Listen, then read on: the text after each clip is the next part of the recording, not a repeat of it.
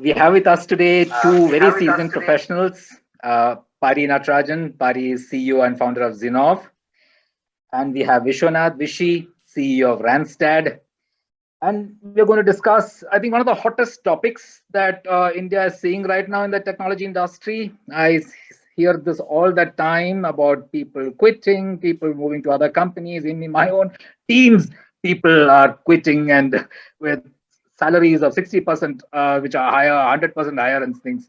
So let me start with the great resignation. That's what people are calling what's happening in the Indian tech sector today. It's also the title of a study that Pari, your organization, Zinnov, has just done.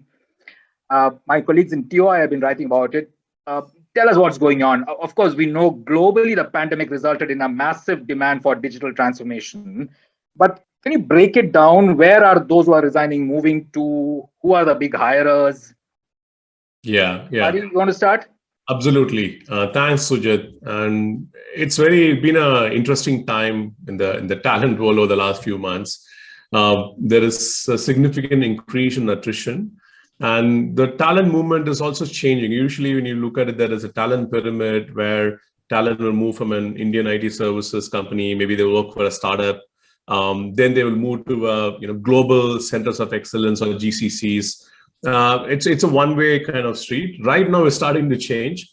Because you have a lot of Indian startups being extremely successful. You have Freshworks going IPO. You have Flipkart, acquisition happened a couple of years. There is a lot of research where there is non-linear upside for engineers.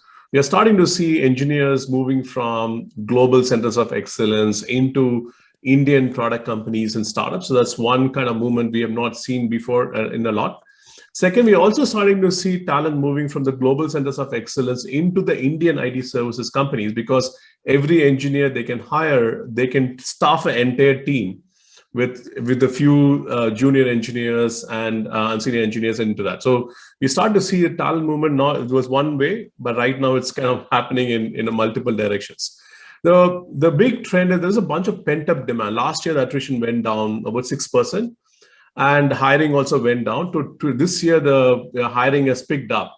So part of it is pent-up demand, which is enabling that increase in attrition and so on. The second reason is, like you said, there is a massive technology transition which is happening in the world. More and more people are moving into more digital skills. There's a convergence happening. If you're an automotive company or a retail company or a bank, you need very similar skills. So people are hiring from each other across these industries. Now that transition happens once in a decade, and now we are going through this massive technology transition. That is also resulting in increasing digital skills across the world. And more companies, if you're a Google, Microsoft, or a Facebook, you can hire that talent in the US because you can pay whatever you need to hire. But you're the next level of companies, they don't have access to hiring this talent in those locations. They don't have the brand to hire. So more and more, they are looking at setting up the digital hubs in India. And it's not like 10 years ago when companies came in, they came in for cost. Today, they're coming in for driving digital transformation. That's a primary focus for the next generation of companies setting up. So when they set up, they're not optimizing only for cost because they're willing to pay that more to hire the talent. That's why you're seeing the 60% increase in compensation, because these companies are coming in, they're really coming in for solving the global digital transformation problem and access to talent.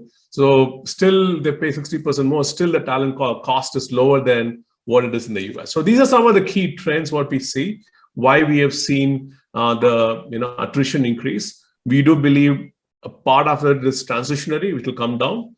But over the next few years, we have to factor in for higher attrition, higher cost increase because of the overall focus on digital transformation and overall transition to digital skills across the globe. Okay. Vishy, you want to add to that? Actually, Times of India carried a story recently based on a Randstad input saying even companies who haven't yet set up an office in India are also hiring Indian talent for their global operations and all that. The Indian talent can sit out of India and work out of here. Yeah, I think we call it as the offshore development centers. And I think this whole pandemic has made the world shrink, so work from anywhere has become a norm. Now cross-border staffing has become quite a buzzword, right? So you don't need to relocate, you don't need to apply for those H-1Bs and work from the host country. So you can actually work from wherever you are. So in a way, you pay minimum wages that apply in the local country where you're working from. And as long as the deliverables are met, it's all about now outcomes. It's not about the number of hours you're sitting in the desk. More importantly, I think I echo a lot of things which Pari said. But one of the reasons why people leave, it's also because today people want to do meaningful work. Second is they want to be valued for what they're doing. And if employers have realized that being great paymaster, it's not going to retain talent. It attracts them. Yes, the 60 and 70% really bring in talent, but fostering sensitive leadership is important. So I think obviously the bubble is sometime going to burst, but I think these are some of the trends that we are picking up in the market today. Okay, so it's not just money which is the motivation, is what you're saying. Pari, you have the same opinion? Absolutely. I think it's important to have defined the purpose for the talent. Compensation is very important. People look at it. But what we hear from our customers, even today, this morning, we had a session. If you're able to provide purpose to an engineer and they're able to see the value in the market, in the way the customers use the products or service, the ability to look, then they don't look for a job outside. And that allows them. So that's one. I'll add another interesting thing we heard. Everybody joins a company as, let's say, a software engineer. But if you're in banking, how do you transform them a banking software engineer? How do you transform them a healthcare software engineer? Then they're linked into a domain. Once you link them to a domain, they're not going to move outside. If you're a generic software engineer, they can work across. But you link into the domain, and then once they build more expertise in that area, they don't want to completely move out because the contribution they can provide to the domain is much higher than being a generic engineer. So I would say that helping them build expertise that allows people, when you have a lot of expertise, it gives you a lot of satisfaction what you do. Companies also focus on that as well. Okay. Vishy, I wanted to ask you this. In terms of areas which are in big demand, or what are those for different levels of people, professionals? What would those be, the major ones? Well, I think if you were to ask me a few months ago, I think everybody wanted to move to the cloud, right? So especially when you are working from home, working from anywhere, and ensuring that people had access. So I think that's one which was in demand. But obviously now I think AI, robotics, and also so some of the technologies which are unheard of, which are coming in, and these are really niche technologies. So basically, like what? Well, one is Angular. That's something which we hear a lot. And then I think there is the data analytics part, which is now becoming very important, right? So you need a lot of people who are into analytics. So I think these are things which are happening, and sometimes, I think you see a lot of talent, but matching them to the demand becomes very, very difficult. So I think that's where companies are now getting into skilling and upskilling. So we, as Randstad, we set up our own skilling academy where we have our own faculty, plus we also leverage on partnerships where we can actually get our candidates ready for the job. So I think it's quite dynamic at the moment, is what I would say. Okay. Cybersecurity is something else that I hear all the time. Absolutely. Cyber is also another area which is very, very much in demand now. Yeah. Pari, anything you wanted to add there? Yeah, so I kind of break it into three buckets, right? One bucket is, so what scale, like to what Vishy mentioned, cloud transformation, moving into cloud is a major area where companies are focusing on. So once you move to cloud, you want to now re-architect your product into more microservices-led platform, API-led platform. So a lot of now scaling is happening in that area. Then there are companies also creating what they call a center of excellence on new skills, 5G, blockchain. So these are the areas where they believe it's going to be an area which will scale, like how cloud was 5 years ago. So you're starting to see these niche skills around 5G and blockchain and others, where we see significant amount of focus. I kind of break it into what are like it was in cloud, then now it's around platform, microservices, API automation, and the future is around 5G, blockchain, and so on. Okay. Well, what about product management skills and all that? That's something which the other day I was speaking to the Product Management Institute person again. I mean, a lot of demand. Even NASSCOM talking about product management skills. Absolutely, there is a horizontal skill across, and in product management itself, it's a fundamental change is happening. If you look at it, even 5 years ago, the way you do product management is you go and observe customers, you do ethnographic study. You interview customers. But today, what's happening in product management, every click of a customer is recorded because it's a SaaS product. You know exactly where the customer is entering the product, what they're using, where are they getting out of the product. So data science capability in product management became very critical. Right? So product manager with data science capability, it is like a hot skill. And also, when you're thinking about Indian company building product for global markets, or GCC or services company building product for global markets, now it's an equalizer. Because any engineer anywhere in the world has very similar understanding of the customer. Even though you don't have access to the customer in India, you're able to understand the customer using data. That skill is going to be very, very critical skill. And we believe that India will be the first location to build that kind of a product management data analytics capability in one person on a team. And then that will become a global phenomenon, which is going to be invented by the Indian SaaS ecosystem, GCCs, and then be followed globally as well. Okay. Vish, I wanted to ask you a different question. We've been hearing this word of freelancing and gig economy and all a lot. What do you make of it? Is it a big trend? Yeah, it is. Especially, I mean, if you look at the employment industry in India, of course, you have the fixed employment, and then you also have something called as contingent staff. So I think it's been there for a while.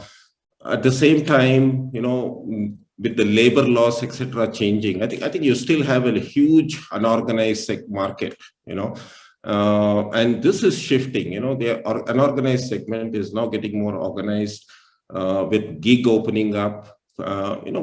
Employment as a contract was a taboo a few years ago. Now it's very much accepted. People want to work lesser hours, maybe spend three days a week, and then perhaps use the rest of the time to conquer their passion outside of work. So, and this is actually becoming a trend, and very soon I think it will become perhaps the most preferred option for candidates. Really? Right. Okay. So, and the laws also are favoring it. It gives them the flexibility, with the labor code, which is going to be coming very soon. It's already proposed. It's just to be implemented. I think it caters to all the different, varieties of work. So I think it's going to revolutionize the whole workplace. Okay. Yeah. So I remember Pari talking about the other day. He was telling us top talent being managed like celebrities. Virat Kohli and all are managed. You're saying those kind of trends will emerge, is it? Correct. If you take the top 1% of the talent globally, right, and that talent is as productive, as innovative, the talent anywhere in the world. It doesn't matter you're in Ukraine or India, and everybody wants this talent. Then the question is, and this talent is 10x. They are called 10x engineers, right? And they are 10x productive. So why would you pay them the same as you pay another, a median engineer? So our view is these engineers will be like in Hollywood star. They come together for a particular idea. Specialized company will come in, which will represent them. Today, everybody represents the buyer of talent. We believe that we will go into a model that will be a representation of top talent managed by agents who will then manage the bidding. You already start to see that people take multiple job offers and trying to do it. They're trying to do it themselves. But if you think of the top talent in that, they would use agents who will do it for them. almost like what happens in sports and in Hollywood and so on. And there will be mercenaries, right? They are excellent. They will come and help you build the version 1.0 product. You can then have the rest of the team come in together to build it, and they'll move on to help other companies, and they will have a share in terms of the revenue or the profits or the equity of the company which is building it. So it's going to be a completely new kind of talent, even if you think of freshers, right? And people are now moving from hiring individuals than hiring teams. So if you are graduating out of IIT and you orchestrate a team within yourself and you build an interesting product, then companies will pay you more to acquire the team rather than paying individuals. So you're going to have this interesting models, almost like a micro entrepreneurship models evolve as we go forward. Yeah. How soon are we? I mean, you're saying you're almost there. Yeah, exactly. With the COVID, where people can work completely remotely, and an engineer sitting in India and an engineer sitting in the US are equally productive, equally creative, then why do you pay them differently? Just because they live in Bangalore, you pay them lesser salary? You pay them based on outcome. And if the outcome is similar, why do you need to do it, right? For the top, where the upside is significant for the company compared to what they pay them. Okay. And Sujit, just to add, I just came out of a London Business School course on leading transformation in this digital age. And one of the faculty said that, the 30 by 3 by 3 rule, what happened in our generation in 30 years may perhaps happen in 3 years. So you better be ready in 3 months. So, right. So, yeah. It's changing quite fast. I know, very interesting changes. I know we had, I think, another 5 minutes left. This whole hybrid workforce. What is your sense? I mean, people have started asking employees to come back to office now. Most people are talking hybrid. What is your own sense? Or how will it all evolve? Will there be companies that will be totally remote, or will many of them ask many employees to come back to office? Or who wants to start? Pari, okay, go on.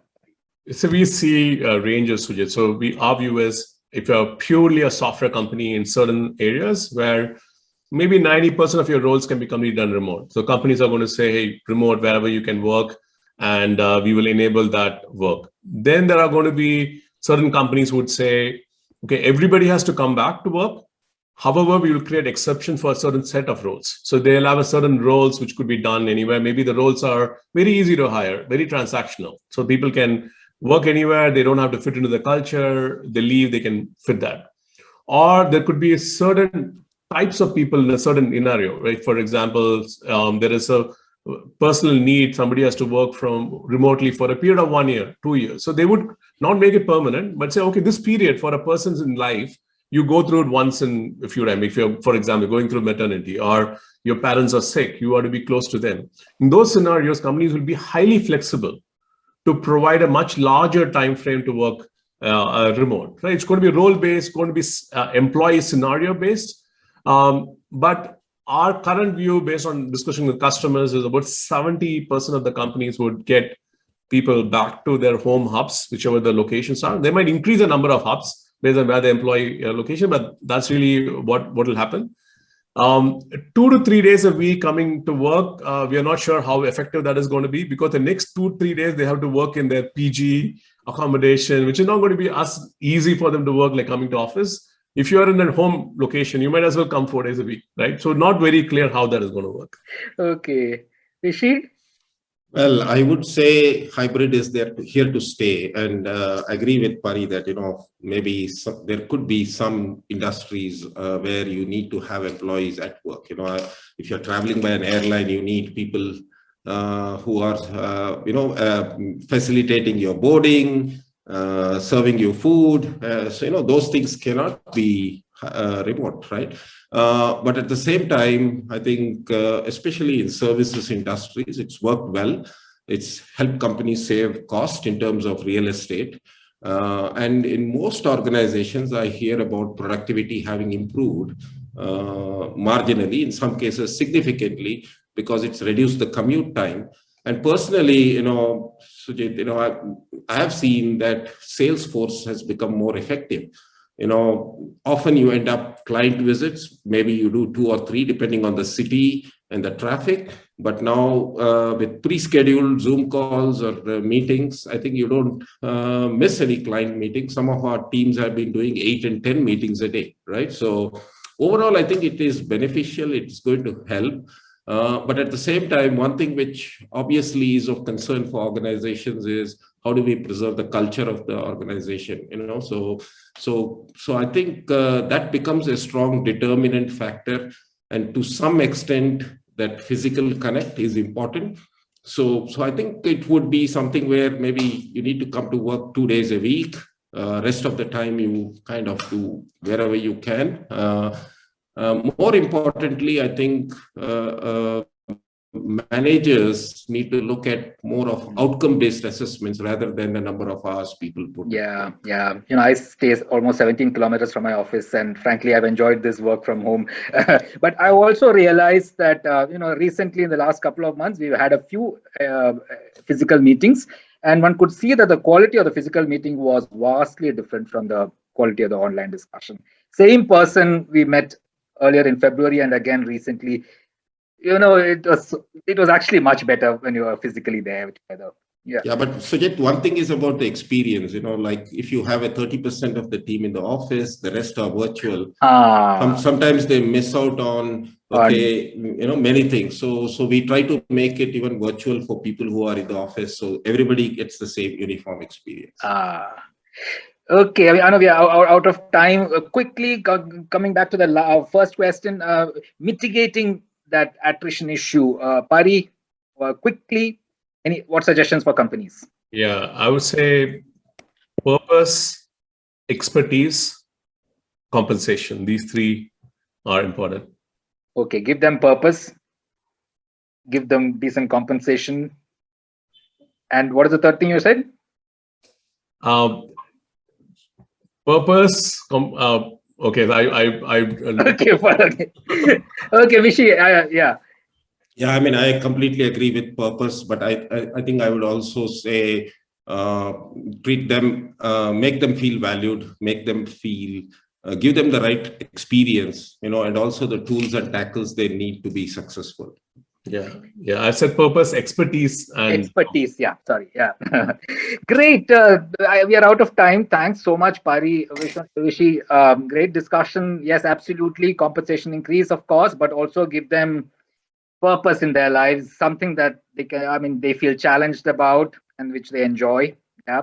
Thanks so much, Vishy. Thanks, Pari. Thank you. Pleasure. thanks. Bye.